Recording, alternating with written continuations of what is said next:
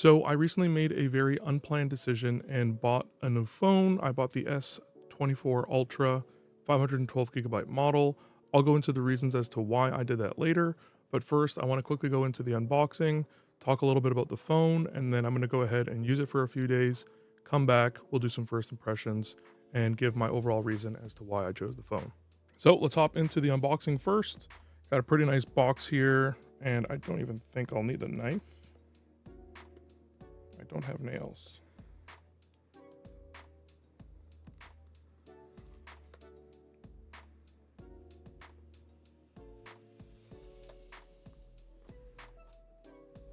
And you're presented with the back of the phone. I got it in titanium black, which is why I'm using a white background here, or else it just would have been a whole bunch of black here. So the graphite black looks really, or the titanium black, sorry, looks really nice. And wow, the phone's got quite a bit of heft to it. It feels really nice in the hand. The streaks aren't too bad actually from fingerprints. So, considering it's a black phone, that's not too bad. On the front here, you have a paper cover over top of the display. And there you go. You have that massive display right there. 6.8 inches. And the really unique thing about the S24 Ultra versus the previous model is that it is a completely flat screen. There is no curl on the bezels. And even with my old phone, the Note 10 Plus, I had curls on the bezels there. So really nice looking phone so far. Now, other than that, in the box, it's 2024, so you don't really get much in the box anymore.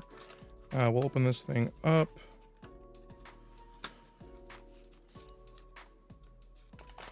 We get a USB-C to USB-C cable. It's a nice cable at least, not braided or anything fancy. And that is about it. Do we get a tool? We do get a tool. They make it a little annoying to get to though. Gotta pull this out and we get the SIM tool. So we got all those. So let's move this out of the way for now. And let's go back talking about the phone, and let's go ahead and weigh the phone. I don't have a case for it as of right now. It is still in the mail, so we're just waiting for those to show up. And we're gonna go ahead and weigh this on a microfiber cloth. 233 grams. Which is a decent amount of weight. We can compare it to my other phone a little bit later once we go into those comparisons, but let's talk about the physicality of the phone. So we have all metal edges here, and it looks fantastic. Looks really nice. You have the two microphone holes on top. And then if we flip to the underside, we have the USB-C port that is still capable of the 45 watt supercharging. We have our S Pen here, and the S Pen is matching the color of the phone. So it is black. We have our speaker port, and instead of having a bunch of different speaker ports, it is a singular one. We have another microphone hole, and then we have our SIM tray. And on the side here, we have our volume rockers and we have our power button. Now, as mentioned, this is the titanium black, but they also have it in titanium violet, titanium yellow, and titanium gray. And exclusively through Samsung, you also have the availability of titanium green, titanium orange, and titanium blue. I'll put some pricing up on the screen in a few different countries, but in Canada, the S24 Ultra 256 gig model is $1,800. The 512 gig model currently is on a promo for the same price of $1,800. They're doing the increased size for the same price kind of promo. And the 1 terabyte model is $2,280. Now, one of the differences between the S23 Ultra line and the S24 Ultra line is that all three sizes have the full 12 gigs of RAM, which in the past, the lower model usually did not. So we're gonna go ahead, get this thing booted real quick, take a look at the display and how it looks. And then I will be taking this away for a few days to try it out, and we will come back. We'll talk about what I really do like about it, what I don't like about it, and we'll compare it to my old phone, the Note 10 Plus, and we'll kind of go over the reasons that I decided to upgrade here. So the screen looks great, and I have access to no settings. So we'll have to go over the display and everything about it once we come back from these next few days. See you then. All right, so we're back after a few days of me using the phone. I've been using it as much as humanly possible throughout the day, while I'm working, while I'm not working. Um, it's honestly been pretty fantastic. It is quite a jump over my old phone, the Note 10 Plus. The designs are also very different, and I kind of wanted to talk about that really briefly as well in a couple minutes. The biometrics are insane. As we can see here, it is locked. As soon as I touch my thumb to the phone screen, it's unlocked. It's extremely quick. I don't even think about it. It doesn't seem like it's thinking at all when it does it. It's very quick and very good. It also does a pretty good job with my face. So let me lean in here for my face real quick.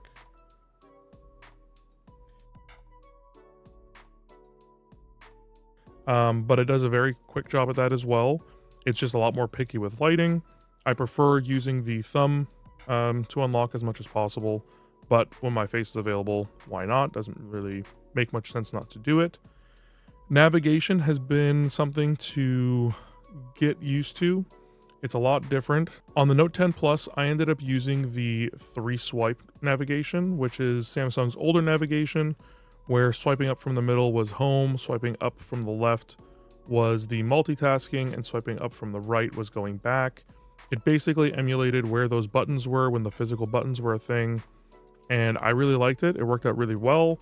I'm trying to get used to the new bar navigation, because this bar navigation is what a lot of features are based around. They're using the same kind of navigation as the Pixel phones, and it's mainly because the circle to search and a bunch of the new AI features are all based around elements of using this gesture. So I'm trying to get used to it and seeing if I like it. When I do my full review in about a month, we'll see if I'm still using this type of navigation, but it has taken some time getting used to. Now let's talk about the cameras briefly. And I haven't had too many opportunities to try the cameras out. It's only been a couple days, but I have had some tries, and man, are these cameras insane, especially compared to what was on my Note 10 Plus. I've been solely shooting in the 12 megapixel mode. I haven't increased it to the 50 or the 200 megapixel. I think shooting at the 12 megapixel makes the most amount of sense in 99% of the situations, unless you're in like a crazy bright environment.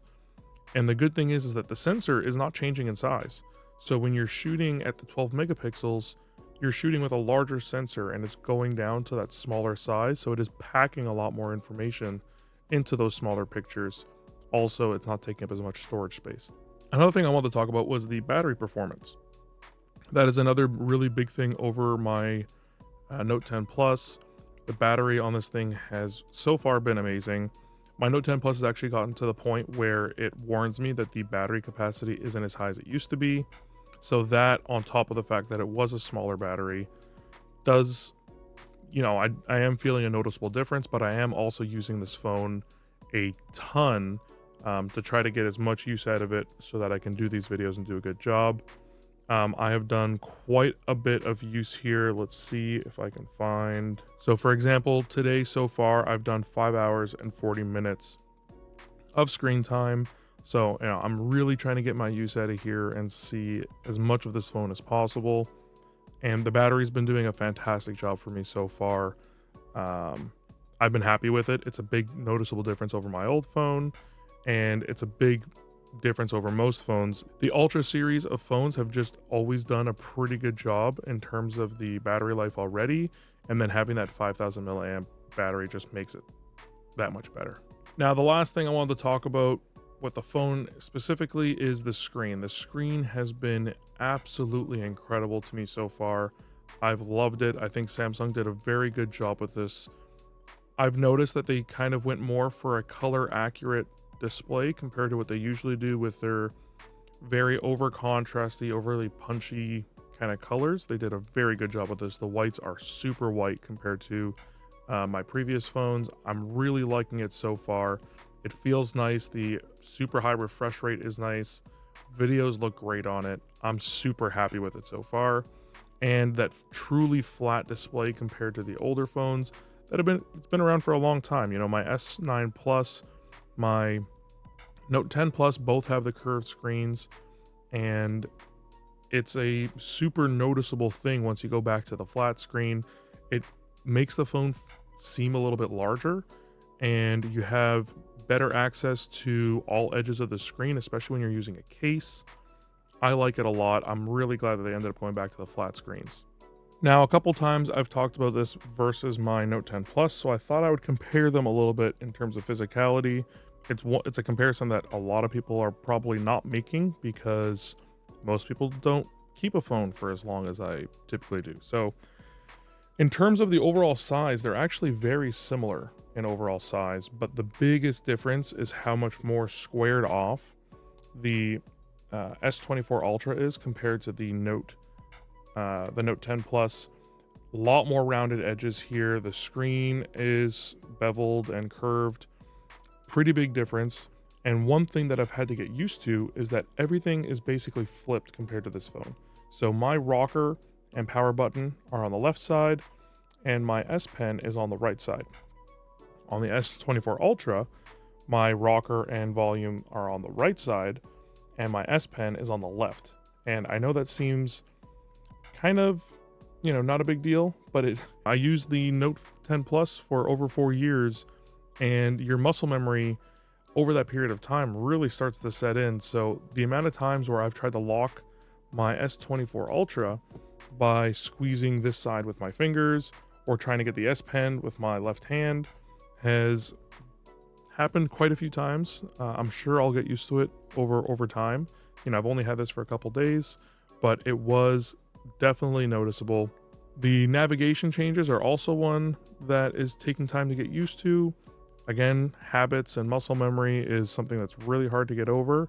So I've been trying that, and that's also making it a little bit more difficult with the keyboards because it was a lot easier to gesture away from your keyboard on the old navigation, a bunch of things, but overall, it's been a pretty good transition, and I'm super happy with making the change. As I had teased earlier, one of the biggest reasons I decided to make the jump and buy this phone was the promotions that I was going to get for it and the pricing discounts. So first up, Samsung was discounting the 512 gig model and pricing it the same as the 256 gig model. The regular price for the 512 gig model was $1959.99, and I believe it was marked down $160, so nothing significant, but it was pretty good. But the big one was the trade-in promo that they do. So Samsung usually does this with the new lines of phones, and they ended up doing a basically $450 top-up on any trade-in phone. So if your phone was worth, $100, you would get $550 for the trade-in. I had an old S8 laying around from my father, his old work phone, and it was worth $10 to Samsung. But with the promotion, it was bumped up from $10 to $460. So pretty good deal in my eyes, and I ended up purchasing it.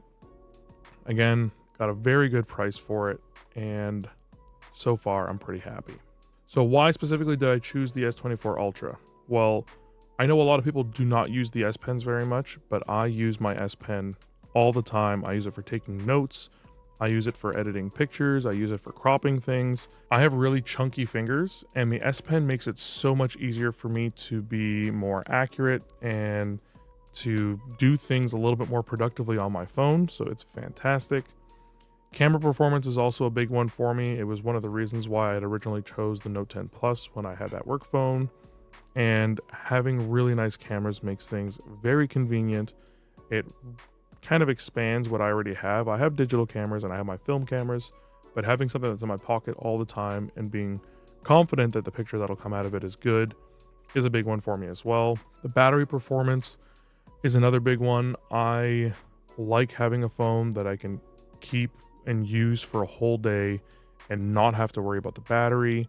It's a pretty big deal for me, and the S23 Ultra did a fantastic job. The S24 Ultra has, that 5,000 milliamp battery, and they're constantly improving the battery performance and the longevity. So that was a pretty big decision for me. And the final really big decision and why I decided to invest in the S24 line was the 7 years of updates that Samsung is promising. As you know, I do keep my phones for quite a long period of time, and having 7 years there is a really big difference for me. I'm really hoping that they stick to it, and I hope that it is a good 7 years. I don't know if I'm going to be using the phone for the full 7 years. You know, maybe 4 to 5 years again, I'll end up upgrading, but I'm happy to know that this phone will survive and will be supported for 7 years if I do decide to keep it. So all in all, first impressions is, as I've mentioned many times already, I am super happy with this phone.